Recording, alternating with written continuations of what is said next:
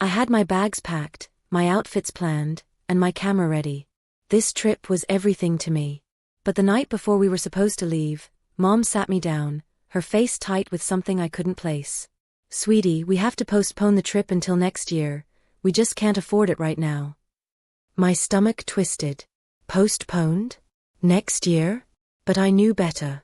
Next year meant never. This is a story of family, disappointment, and learning what really matters when everything you counted on falls apart. Before we get into the story, let us know where you're watching from, and don't forget to like and subscribe. I don't know if you've ever counted down the days to something so exciting, so important, that it's basically all you can think about. But that was me with this trip. Ever since my parents told me we were going to Beechwood Resort, I had been dreaming about it. It wasn't anything too fancy, just a small resort with a private beach, some bonfire nights, and a pool with one of those twisting slides that looked like it belonged in a theme park.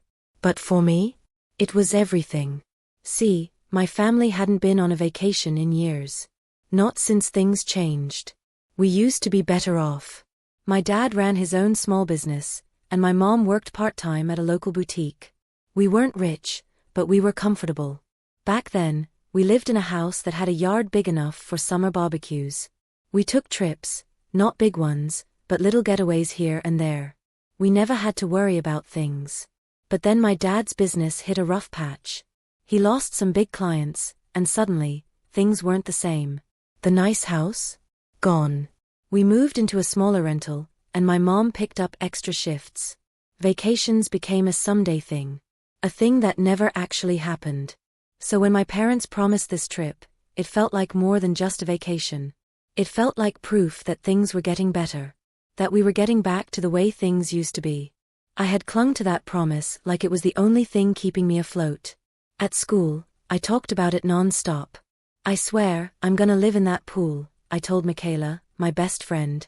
"Like, they'll have to drag me out of it at the end of the week." Michaela laughed. "You're gonna turn into a prune." "I don't even care. I'll be a happy prune." She shook her head, flipping through her lunchbox. "I still can't believe this is your first real vacation in forever. You better take 1,000,000 pictures." "Oh, I will," I said, patting my phone like it was a prized possession. "You're gonna be so sick of my beach selfies." Michaela's family took vacations all the time. Just last year they went to Hawaii, actual Hawaii. She never bragged about it, but I couldn't help but feel a tiny pang of jealousy sometimes. Not this time though. This time, I had a trip too. I was so caught up in my excitement that I ignored the signs. It started with little things. My mom hesitated before buying me a new swimsuit, even though it was on sale. My dad had been on edge lately, spending hours on the phone in hushed conversations. Once, I overheard him talking to my mom about timing things right, and making it work, but I assumed it was about something else. And then one evening, I noticed my parents exchanging a look, a quiet, tense glance when I mentioned the trip. I should have asked questions. I should have paid attention. But I didn't. Because I refused to believe anything could go wrong. The night before we were supposed to leave, I could barely sit still. I had my suitcase packed, my playlist set for the road trip, and my camera fully charged. Everything was ready. I even triple-checked my outfits, making sure they were folded just right. I had planned everything, what I'd wear to the beach, the comfy hoodie I'd throw on for bonfire nights, even the cute sunglasses I'd bought months ago, waiting for the perfect moment to wear them. This was it. The trip I had dreamed about for months was finally happening. Or at least, that's what I thought. I was in the middle of deciding if I should repack my carry-on, because somehow, it still didn't feel perfect, when I heard a soft knock on my door. "Sweetie." My mom's voice. She didn't wait for me to answer. She just pushed the door open slowly, peeking in like she didn't actually want to come inside. Like she wanted to say something, but wasn't sure how to start. "Can we talk for a second?" I didn't look up right away. "In a minute. I'm almost done." "It's important, Sadie." Something in her tone made me stop. I turned, and that's when I saw it. The look on her face. Her expression was tight, like she was bracing herself for something. My stomach did a weird flip, an instinct, a warning. Something wasn't right. I sat down on my bed, the excitement from earlier draining out of me all at once. My mom took a slow breath. We have to postpone the trip. I blinked at her. She kept going, like if she said it fast enough, it wouldn't hurt as much. Until next year. We just can't afford it right now. I laughed. A quick, shaky laugh, because clearly, she was joking. Wait. What? But her face didn't change. I stared at her, waiting for the punchline. Any second now, she'd smile, she'd tell me she was messing with me, and we'd go back to being excited. But she didn't. She just looked sorry. And that's when it hit me. She was serious. My chest felt tight. Like all the air had been knocked out of me. But, we've been planning this for months, I said, my voice coming out small. I know, she said softly. You promised. I know. My dad stepped into the room then, rubbing the back of his neck. Sadie, listen, things have been tight lately. Work has been slow, and we just can't justify spending that much money on a trip when we're behind on bills. We tried, we really did, but... So what? I cut in, my voice sharp. You just waited until the night before to tell me? My mom winced. We were hoping to make it work somehow, but... She shook her head. It's just not possible right now. I couldn't believe what I was hearing. This trip wasn't just a trip. It was proof that things were getting better. That we weren't stuck in this life forever. That maybe, just maybe, we could start feeling normal again. And now? It was gone. I felt hot all over. Like my skin was burning with embarrassment and frustration and disappointment all at once. I shook my head, letting out a bitter laugh. I should have known. Sadie. No, really, I snapped. Because next year just means never, right? Neither of them said anything. And that told me everything. I stormed to my door. Sadie, please, my mom started, but I didn't let her finish. I slammed my door shut, hard enough to rattle my shelves, and locked it. And then I just stood there. Fists clenched. Heart pounding. Eyes stinging. It wasn't fair. It wasn't fair. I had been looking forward to this for so long. I had let myself believe that maybe, just this once, things would actually go the way they were supposed to. I should have known better. My phone buzzed on my desk. I grabbed it, still breathing hard, and saw a text from Michaela. Have the best trip. Can't wait to see pics. I stared at the message. And then, without thinking, I turned my phone face down and shoved it across the desk. I couldn't answer her. Not now. Not when everything I had been looking forward to had just been ripped away. The next morning, everything felt wrong. I woke up early, like my body still thought we were going on the trip. But instead of the usual excitement, the rush of getting ready, the last-minute scramble to grab chargers and snacks, there was just silence. No suitcases by the door. No smell of Dad making road trip pancakes. No playful shouting between me and my little brother Carter, over who got the window seat in the car. Just nothing. I pulled the covers over my head, squeezing my eyes shut. Maybe if I stayed in bed long enough, I'd wake up and realize last night was just some horrible misunderstanding. But it wasn't. Because outside my door, I could hear my parents talking in hushed voices. And I knew exactly what they were talking about. I rolled onto my side and grabbed my phone off the nightstand. Still no reply to Michaela's text. I knew I should say something. Come up with an excuse. Make up some reason why I wasn't going. But every time I tried to type something, my fingers just hovered over the screen. I didn't want to say the words out loud. I didn't want to admit it. Instead, I clicked onto Instagram, desperate for a distraction. But that was a mistake. The first post on my feed? Michaela. She was already at the beach, sitting under a bright blue umbrella, wearing the cute sunglasses we had picked out together. She was holding some kind of fancy drink with an umbrella in it, smiling like she didn't have a single care in the world. The caption? Finally here. Sun, water wave sparkles. I stared at the screen, my chest tightening. I should have been there too. I should have been right there next to her, sipping some overpriced beach drink and laughing about how long the drive was.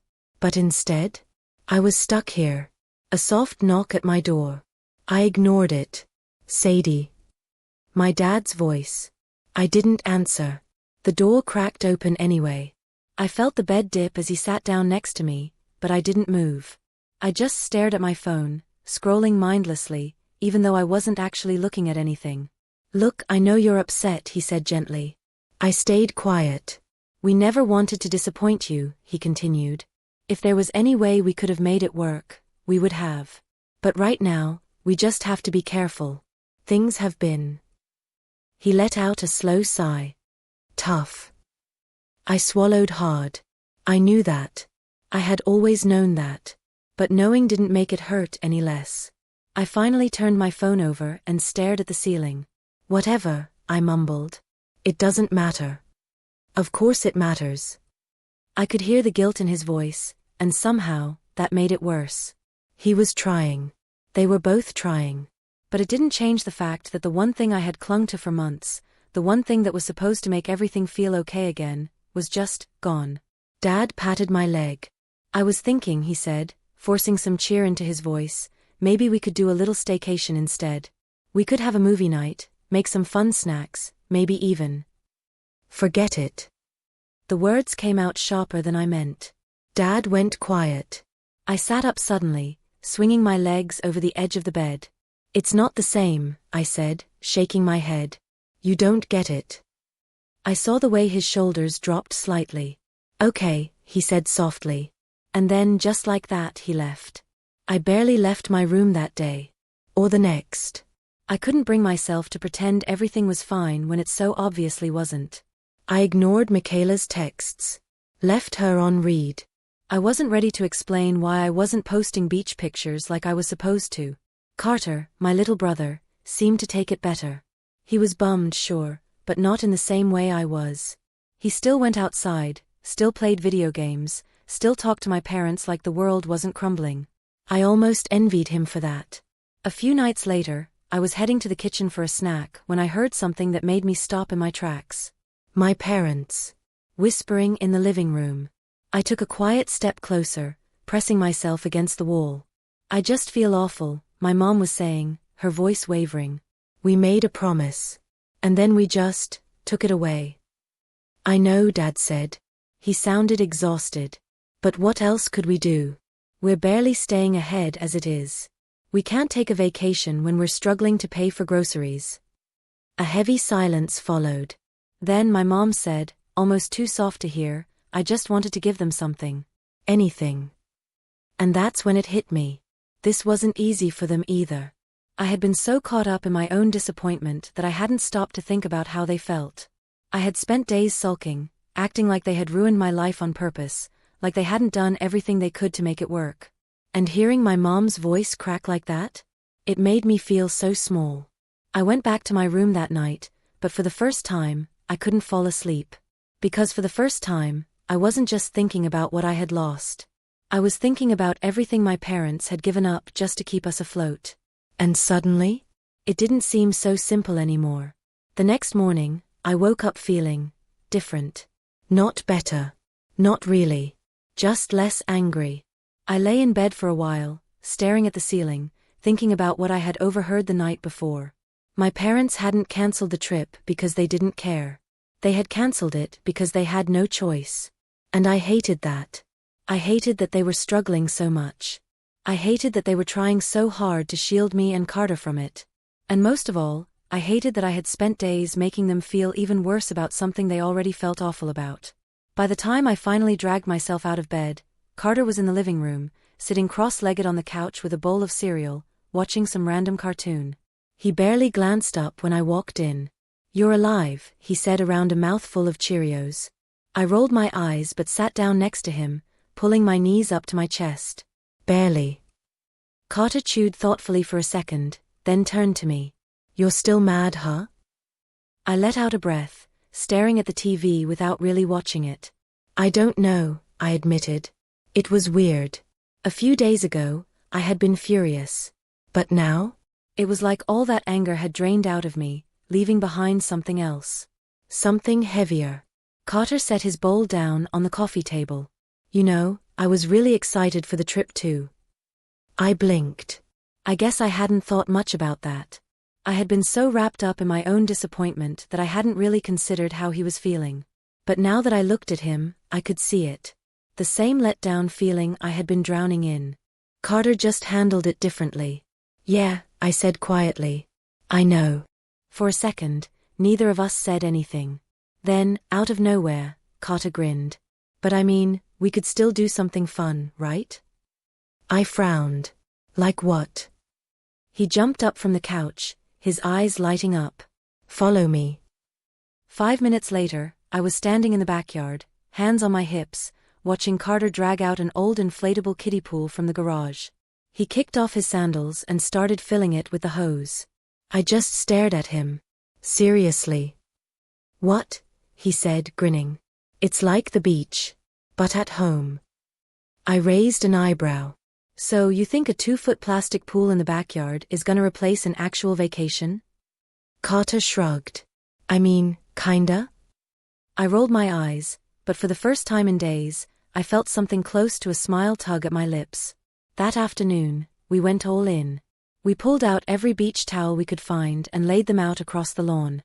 Carter set up the kiddie pool, and I grabbed a big bowl of ice cubes and dumped them in the water just to mess with him. He shrieked so loud, Mom came outside to see if he was being murdered. That alone was worth it. Dad made lemonade, Mom found some old summer playlists, and before I knew it, we were actually having fun. It wasn't the same as a real vacation. Not even close. But for the first time since everything had fallen apart, I didn't feel miserable. And that was something. Later that night, as I was scrolling through my phone, a text popped up from Michaela. Hey. Haven't heard from you. How's the trip? My stomach twisted. I had been ignoring her for days. Because saying the trip got cancelled felt too much like admitting I had failed. But now? Now I just felt stupid for shutting her out. I hesitated for a second, then finally texted back. Didn't go. Stuff came up. But I saw your pics. Looks amazing. It only took 30 seconds for her to reply. Wait, what? You didn't go? Why didn't you tell me? I sighed, biting my lip. Just didn't want to talk about it. Another text popped up almost instantly. Ugh. I'm so sorry. That sucks.